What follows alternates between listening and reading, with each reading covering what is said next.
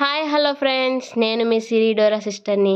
ఈరోజు మన రెసిపీ వచ్చేసి మెత్తనైన ఎంతో స్మూతీగా ఉండే చపాతీ ఎట్లా చేయాలి, ఏ విధంగా చేయాలి చూసేద్దామండి.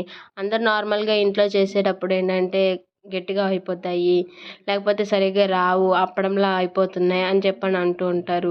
ఎక్కువసేపు నొక్కాల్సి వస్తుంది, మా పిండిని బాగా ఎక్కువసేపు నొక్కుకోవాలి వస్తుంది, అంత టైం వేస్ట్ అవుతుంది, హ్యాండ్స్ పెయిన్ వస్తున్నాయి అని అంటున్న వాళ్ళు చాలామంది ఉంటారు.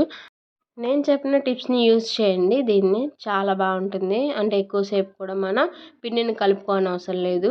ఒకసారి ఇలా ట్రై చేసేయండి. నేనైతే గోధుమ పిండిని అయితే తీసుకున్నానండి. గోధుమ పిండిని తీసుకొని మనం ఎంత తీసుకుందాం అనుకున్నాం అంత తీసుకుంటే పర్లేదు. నేనైతే ఒక హాఫ్ ప్యాకెట్ అయితే తీసుకున్నాను, అంటే హాఫ్ కేజీ తీసుకున్నాను. తీసుకొని దాంట్లోనికి పెరుగు ప్యాకెట్ లెక్క అయితే హాఫ్ వేసుకుంటే సరిపోతుంది. నార్మల్ చిన్న ప్యాకెట్ది లేదు, కప్పు లెక్క అయితే ఒక కప్పు సరిపోతుంది అనమాట.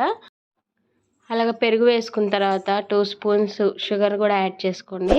షుగర్ వేయడం కూడా బాగుంటుంది అనమాట చపాతీకి. షుగర్ కూడా 2 స్పూన్స్ వేసుకున్న తర్వాత మీకు సాల్ట్ ఎంత కావాలో అంత తగినంత చూసుకొని సాల్ట్ని కూడా యాడ్ చేసేసుకోండి.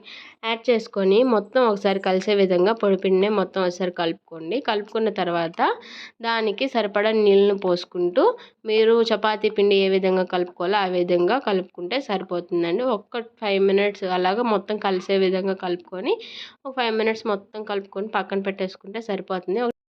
ఇలా ఒక 10 నిమిషాలు కలుపుకొని పెట్టుకున్న పిండిని తర్వాత మీకు ఏ సైజులో కావాలో ఆ సైజులో ఒక ముద్దలా తీసుకొని మీరు చపాతీ ఏ విధంగా చేసుకుంటారో ఆ విధంగా చేసుకోండి. లేదు పొరలుగా రావాలంటే ఇలా నేను చూపించిన విధంగా ఒకసారి చేసేసుకొని దానికి ఆయిల్ అప్లై చేసుకొని ఇలాగ మడతలో ఫోల్డింగ్ చేసేసుకొని మళ్ళీ ఒకసారి చపాతీ లాగా ఎలాగైతే మనం చేసుకుంటామో ఆ విధంగా చేసుకుంటే సరిపోతుంది. ఇలా కర్రకి మనం ఇలాగ చపాతీ చేసినప్పుడు అంటుకోకుండా దాని మీద కాస్త పొడిపిండి చల్లుకుంటూ రెండు పక్కల తిప్పుకుంటూ మన చపాతీని చేసుకుంటే పర్ఫెక్ట్గా వస్తుంది.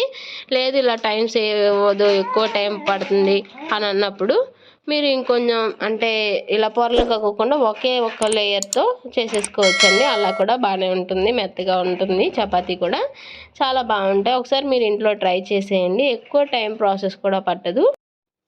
ఇలా మనం చపాతీని చేసేసుకున్న తర్వాత స్టవ్ ఆన్ చేసి స్టవ్ మీద ఒక ప్యాన్ అయితే పెట్టుకొని ఆ ప్యాన్ కొంచెం హీట్ ఎక్కిన తర్వాత దాని మీద ఒక స్పూన్ ఆయిల్ని అయితే అప్లై చేసుకోండి.